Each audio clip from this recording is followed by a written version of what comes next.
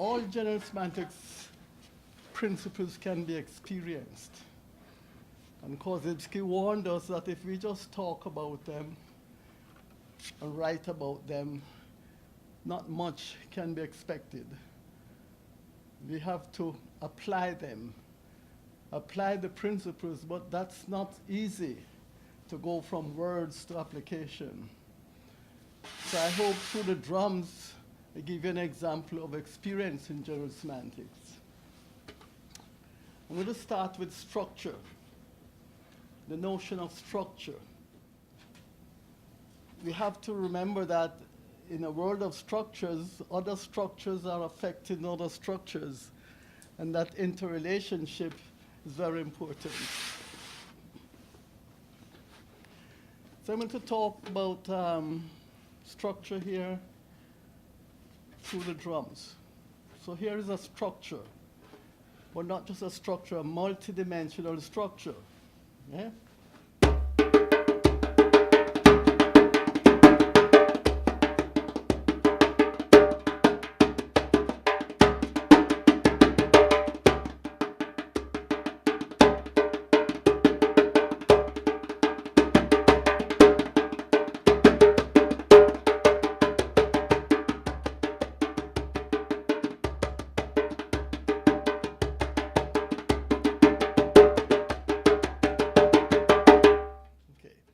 If we break that down, because to understand or learn anything, we're learning structures. We're learning about structures, because if we talk about knowledge, it's the only content of structure. So we are some of the structures here. So it's a breakdown. And this also is an example of the calculus, which I'll talk about later on. So you have, that's one structure. Now that structure contains this structure.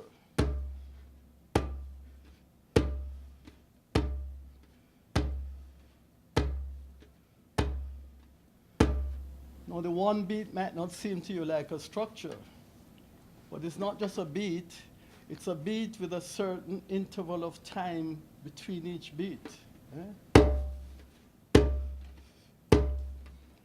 Here's another structure.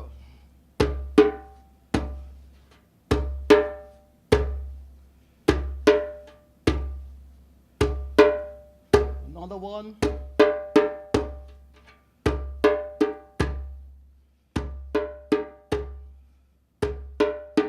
Another one.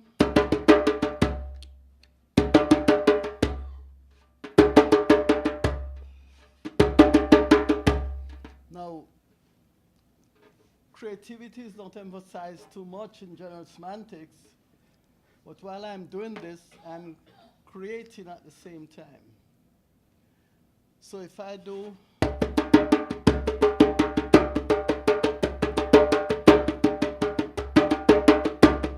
just by playing one note a little louder, I've changed the structure, made a difference.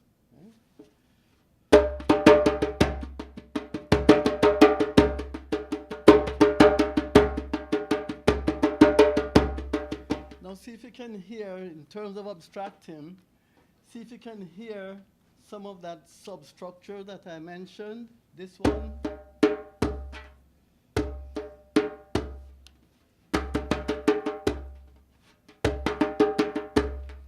So what I'll do, I'll emphasize these structures, these substructures, so you can hear them, because they're always there.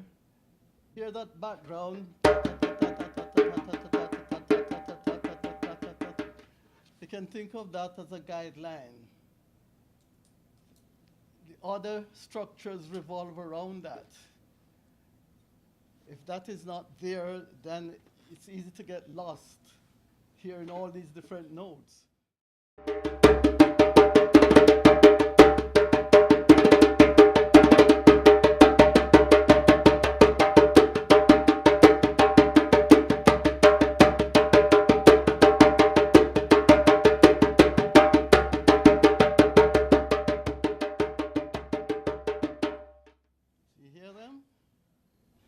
Because I was once at a party, and I came to Montreal with the Jamaica Dance Company to Expo 67. And I was once at a party dancing with a lady and didn't know what to do. So I started to study what was happening while we were dancing. Remember, do what you do to discover what you're doing. Yeah? And what was happening is that while I'm used to dancing to that basic rhythm, right? And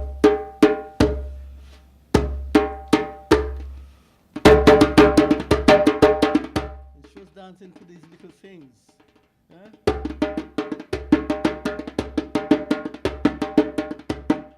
So I couldn't follow because whatever the saxophone was playing and the saxophone was doing their solo, she was dancing to that. And the solo, the saxophonist doesn't necessarily have to follow the basic rhythm. They can go away from it and come back to it. But I'm staying with this one, and she's doing all kind of things. So that was only one dance I had because no structural similarity. Okay?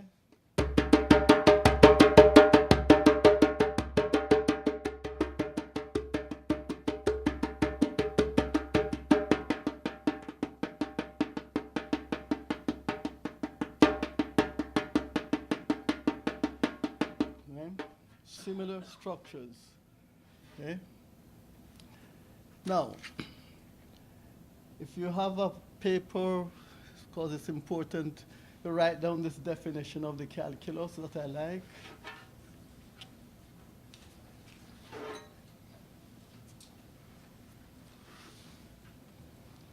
The study of a continuous function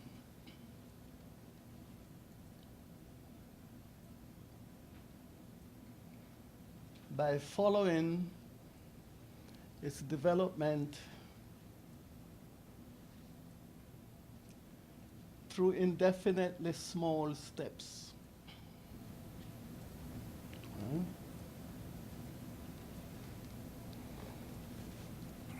The study of a continuous function by following its development through indefinitely small steps. There's a calculus operation going on when I'm playing. And there's conscious abstracting going on while I'm playing, because every single note I have to know where it is and if it's in the right place. So you can think of the calculus in terms of paying close attention, finely tuned awareness. Because if a note is out of place and I don't correct it by the next note or maybe the next phrase, then you will hear the difference. It will sound jumbly. So I have to be aware of every note, no matter how close they are.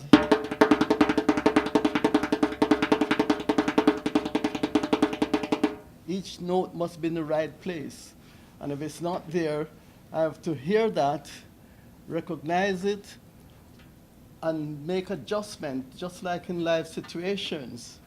When things are not going the way we expect them to go, we have to make adjustments. But if we're not aware, then that's how we contribute to the situation. Because in every situation, no matter what happens, we make some contributions. If we can find out the part that we contribute, then we are on our way to helping improve the situation. We might have to leave the situation. That's a way of adjustment also. Okay? So see if you can follow all that's going as closely as you can. Right?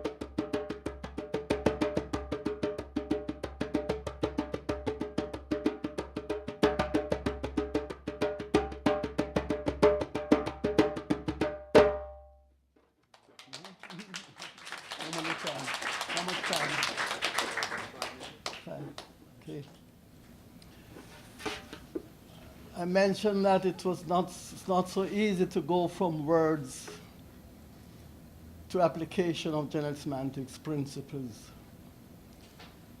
First time I read Science and Sanity and read a chapter on the semantics of the calculus, I got a little glimpse, just a tiny glimpse of what the calculus was about. It was a better glimpse than what I had in high school. It was just a mechanical thing. I knew to differentiate. It had no meaning whatsoever for me that I know when I got the right answer, because that's what I liked about mathematics. You know when you get the right answer. But I couldn't figure out when Korzybski said the calculus is the logic of sanity. That was a big semantic jump. I couldn't go from mathematics to psychology to sanity. And for 3 weeks, I'm trying to figure out how can you connect mathematics and sanity, consciousness of abstracting and calculus. What's the connection there? This was a big semantic gap for me. I couldn't figure it out. I live on a 10th floor of a high-rise building in Montreal, and I parked the car on one of the levels, underground levels.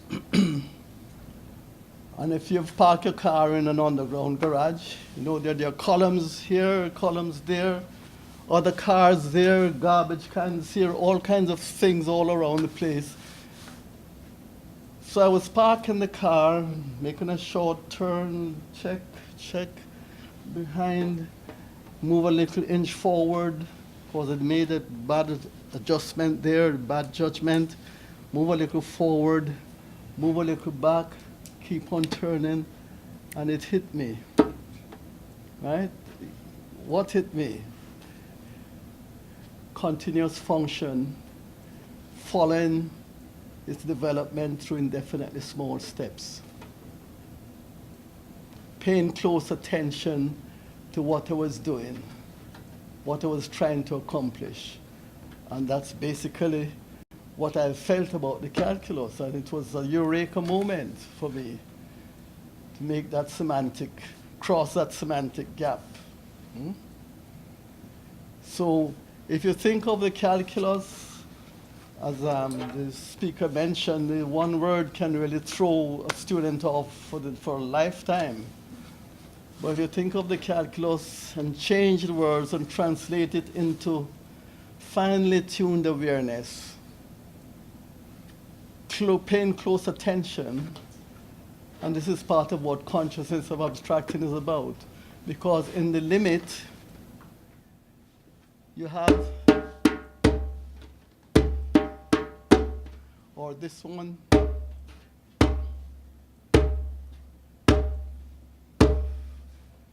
now, if you think of a wavy line as a continuous function of our behavior, everyday behavior, whatever it is that we're doing, thinking, breathing, eating, whatever, continuous function,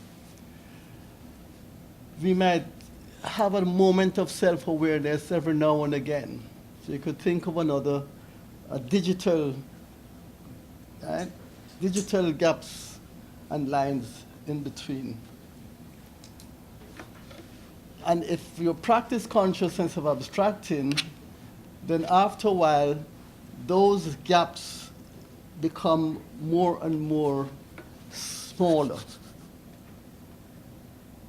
So in the limit, which is part of what the calculus is about, you cannot get closer than consciousness of abstracting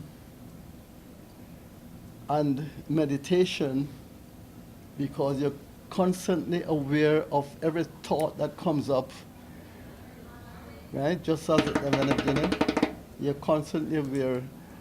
So the consciousness of abstracting is something that you can practice by simply looking around, being aware that we're looking, hearing what we're hearing, seeing what we're seeing, instead of just seeing, looking, instead of just hearing, listening.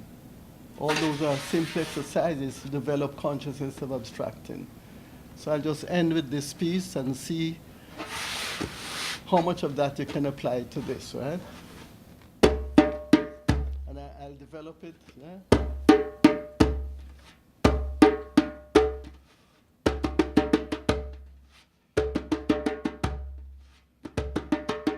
And by the way, I teach drumming in Montreal sometimes, and one of the most difficult things to teach is the timing, the regularity of timing. And for the students to recognize that the spaces between are just as important as the beat.